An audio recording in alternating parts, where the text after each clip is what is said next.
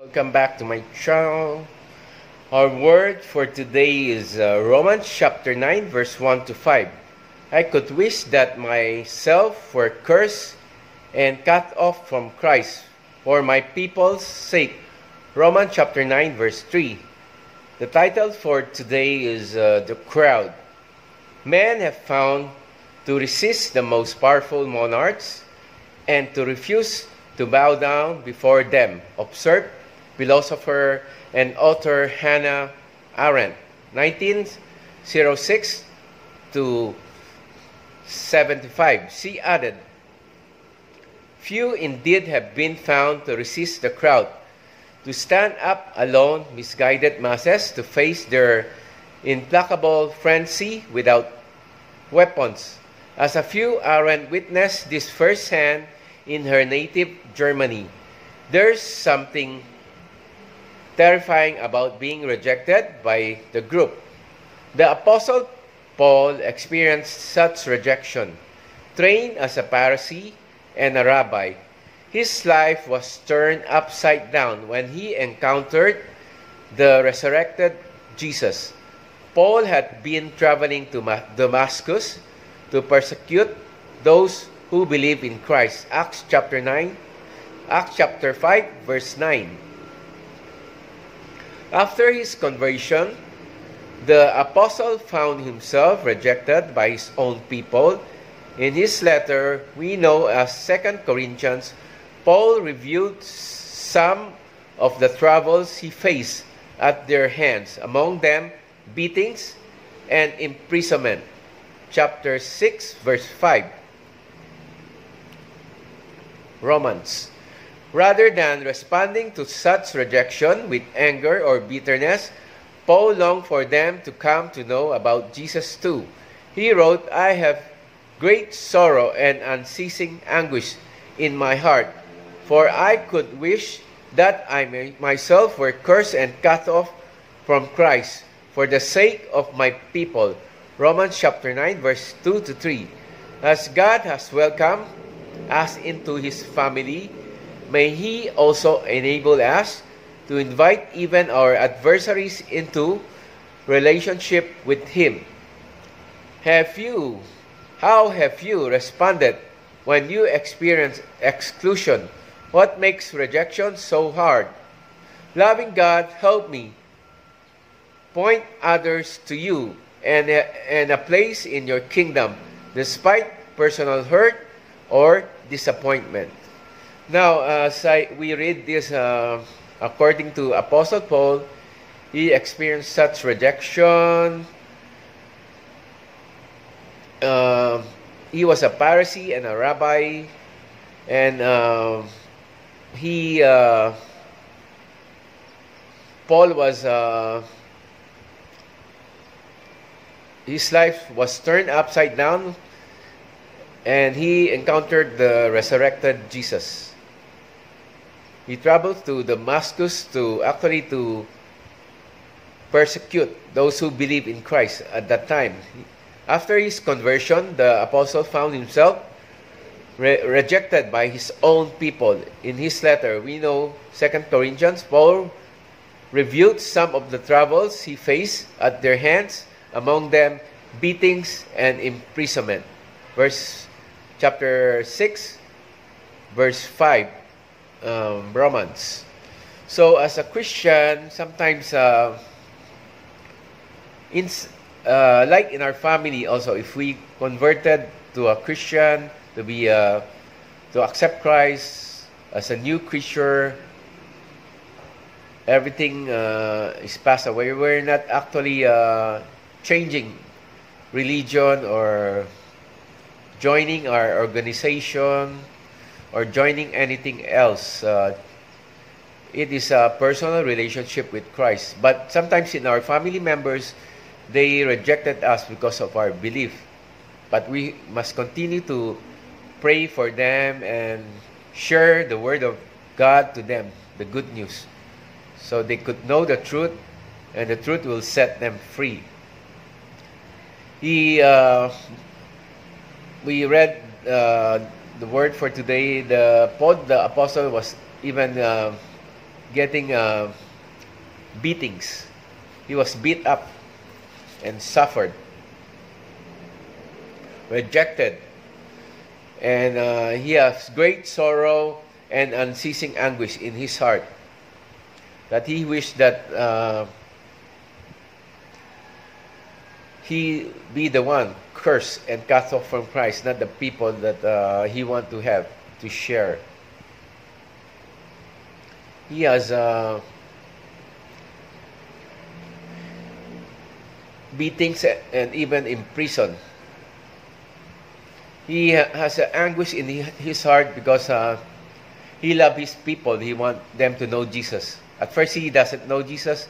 He even came to persecute the Christians at that time. He wasn't converted. He tried to stop the Christian at that time. He isn't converted.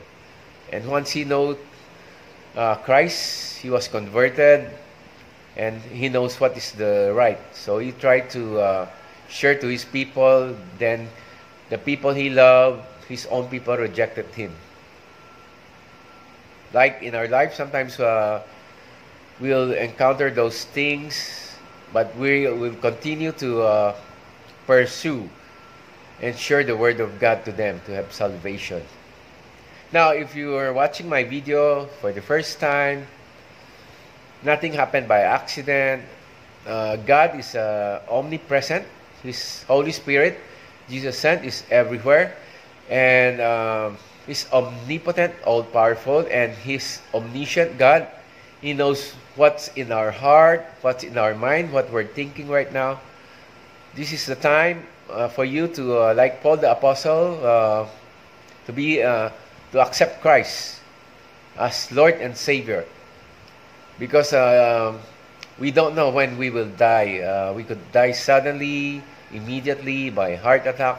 Some people die just by sleeping, by accident, being bumped by a car, by a truck, or fell down, or sleep in a street, hit his head and died, or in a bathroom, or anything. Some people get murdered, being killed so suddenly, having not the time to accept. Because maybe you're thinking God won't forgive you. God can forgive every sins in your life. Even if you have committed murder, adultery, fornication, rape, rob, anything, God can forgive you. That's what the Bible says. For we all have sinned and fall short the glory of God. Romans 3:23. And Jesus came to save us. He died through a cross to save us. And He rose from the third day. God the Father rose Jesus from the third day. And He is the coming King and the only Lord and Savior. Now, maybe you're thinking, if you become old or become rich or become a good person, this is the time. You don't have to wait for these things to happen, to become old, to become a good person or rich, because we don't know our life. Anytime God can take our life. Now, I'll lead you in prayer if the Holy Spirit is convicting you right now. Lord Jesus, I open my heart to you. Please forgive me for all my sins. Please make me the person you want me to be. And let me hunger for your word daily. Let your Holy Spirit teach me, guide me. And step by step, Lord, let me change into your likeness and share the word of God. Now, for example, if you're sinning in, let's say, adultery, fornication, these lustful thoughts, ask God for forgiveness. Lord Jesus, please help me to change and be like you.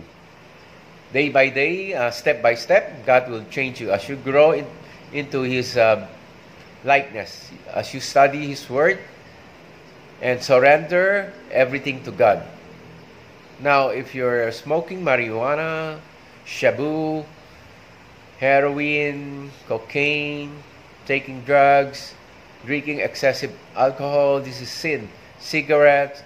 Ask God for forgiveness. Our body is the temple of the Holy Spirit. We should take care of it. Lord Jesus, please help me stop this.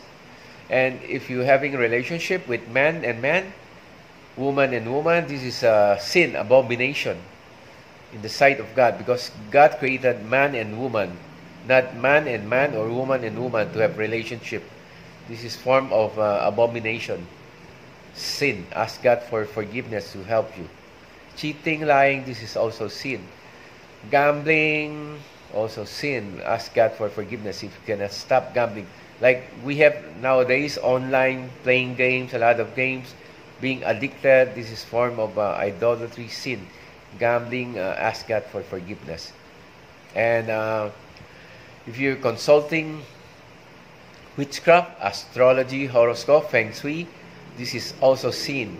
Ask God that for forgiveness and change you, that you only consult the Bible, nothing else. You're into mind control yoga, this is sin also. Ask God for forgiveness. And if you're depressed, having hatred in your heart, this is also sin, because even though we haven't committed murder, we're committing murder. If we have hatred toward someone else before sunrise, it should be forgotten and forgiven. If you have a hard time forgiving someone has hurt you so bad, like, for example, your boss, your mother, father, your sister, your church, your pastor, you should forgive them. Pray for them and bless them. And share the word of God for their salvation. And for example, if you're eating so much excessively, lasting after so much food, this is sin, one form of idolatry, gluttony, because our body is the temple of the Holy Spirit. We should take care of it for the glory of God. And if you're not thankful for what you have, the things, there is no such thing as big and small, because every good things comes from God. If we have money right now for us to buy our groceries, for our food, to pay for our expenses, thank God for it, because this is a blessing already. We should not be greedy, and because those pride, vanity, deny us from thanking God. This is some form of pride. We thinking that this comes from us, but actually everything, good things comes from God. And if we have good health, like eyes to see, to read the word of God, some people are blind, can even see. Thank God. We have ears to hear the word of God, and have some hear the gospel music, encouraging word, and to share the word of God, hearing the word of God. This is a blessing. A mouth to praise, to speak the word of God. Our mouth is for us to praise God and to encourage our brothers and sisters and those who are unbelievers to share salvation. Thank God we're able to talk. Some people are mute. They can't even talk. But they're grateful to God, because every here is temporal. We should lay up treasures in heaven. We have eyes to see the wonderful creation, the beautiful clouds, the beautiful birds, the ocean, the valleys, the mountain, the river, the creation, the trees, the plants, the animals, God creation. We should thank God we have eyes to see. Some people don't have eyes. They are blind, they can see. But they're still grateful, because they know that everything is temporal. It is not permanent. One day they will have the glorified body, just what Jesus promised. Once you accept Him, when we die, we have the perfection that Jesus will give to our body, the healthy body, the glorified body. That's what the promise of Jesus once we die. And we should give praise and glory to Jesus Christ alone. For all the glory and praise belong to Jesus Christ alone. And if we have job, do not complain, because remember when Moses led those people into the wilderness, God supplied all their needs according to riches in heaven. They began to grumble and grumble, not being trust in God, and complaining. That's why they weren't able to go to the promised land. But by grace of God, they're saved, and they see those manna from heaven in the wilderness. God give them their necessity food to eat. God supply them. So we should not complain, should be thankful. Everything comes from God, and surrender everything to God and share the gospel, not to lay up treasures on earth, but treasures in heaven, and not to be greedy in the things of this earth, because everything here is temporal. One day it will be gone when we die, and we cannot bring it when we die. The best thing is for us to accept Jesus as our Lord and Savior. If you have hurt feeling, you're downhearted, depressed, suicide tendency, this doesn't come from God. It comes from the enemy, because the devil comes to kill, to steal, and destroy. God gave us love, peace, and joy, that we may reflect the image of God. Self-control. Confusion does not also comes from God. Fear. God gave us the spirit of love, or in order, not confusion, not fear. God gave us the spirit of peace, love, joy, and self-control.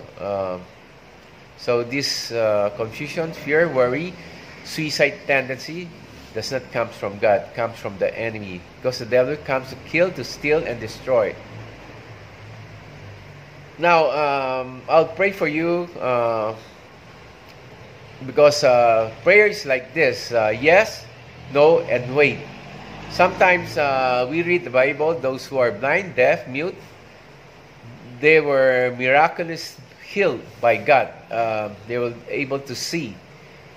Those ear or deaf, they were able to hear when Jesus laid hands on them.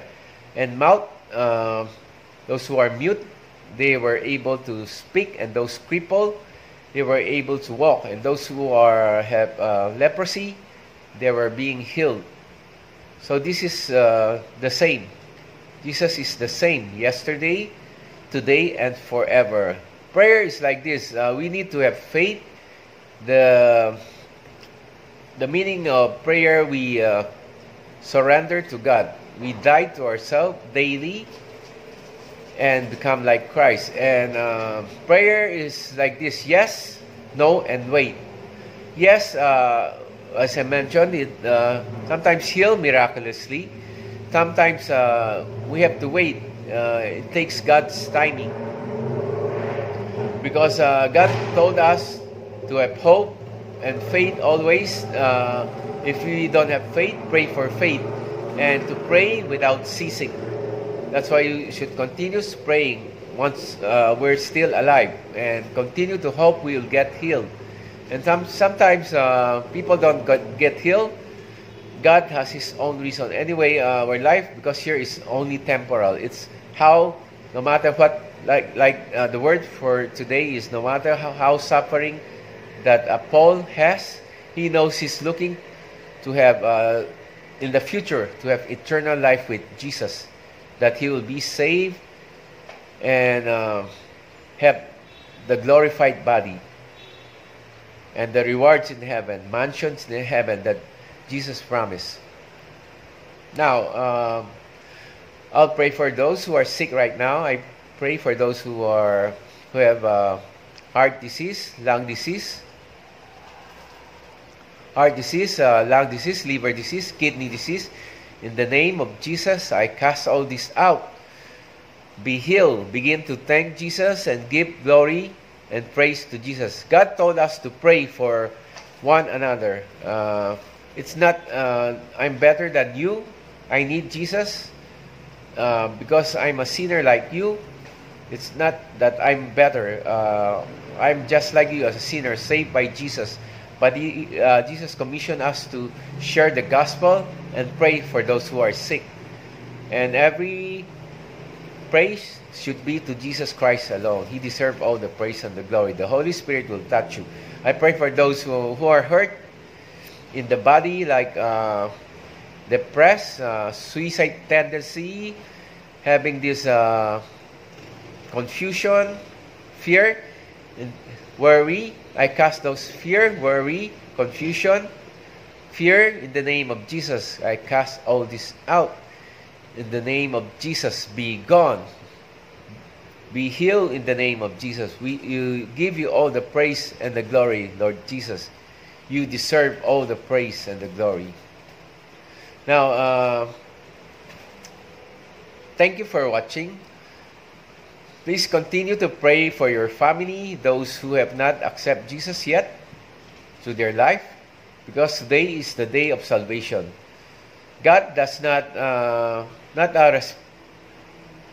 respecter of person. He doesn't look down or look up. Everybody is equal, whether you're a child, a teenager, an adult, or you're a carpenter, you're a worker, a boss, a king. God uses people, any kind of people that is willing to be a vessel to share the good news about salvation, and vessel of honor. He doesn't choose any people. He could use any people, a security guard, a teacher, a young person, a child, 8 years old, 9 years old, sometimes even a criminal. God uses, because the criminal has already accepted Jesus as their Savior. He become a new person in Christ. It doesn't make us a better person than the criminal, because if we committed one sin, we're already guilty of every sin. That's what the Bible says. We're guilty of all sin. We have hatred, we're committing a murder already. Even though we have not committing a physical murder, we're already committing it. That's what the Bible says. We're lusting over woman, pornography. It's like you're already committing rape. Even though you have not physically raped, you're lusting. That is already a sin. We should ask for forgiveness. So everything God can use for the glory of God. Now, try to share to someone who, your loved ones. Pray for them if you cannot share to them, that someone may share the word of God, salvation. That's the greatest gift to all. The miracle of salvation, more than money, more than anything else. The salvation that Jesus Christ died on the cross to save us for all our sins. And He is only our God and only Savior. And He is the coming King that one day we will be with Him. So we don't need to fear of anything else when we die, because Jesus assured us when we die, we will be with Him in paradise. Like the thief beside Jesus, when he repented of all his sins, that Jesus said, "Come with me in paradise." So this is the time to share the word of God. Thank you for watching. Amen. Give all the praise to Jesus Christ alone. Thank you for the healing. Thank you for the blessing. Thank you for your word. Thank you for your Holy Spirit, for the touch. Thank you. In the name of Jesus. Amen. See you tomorrow. Bye.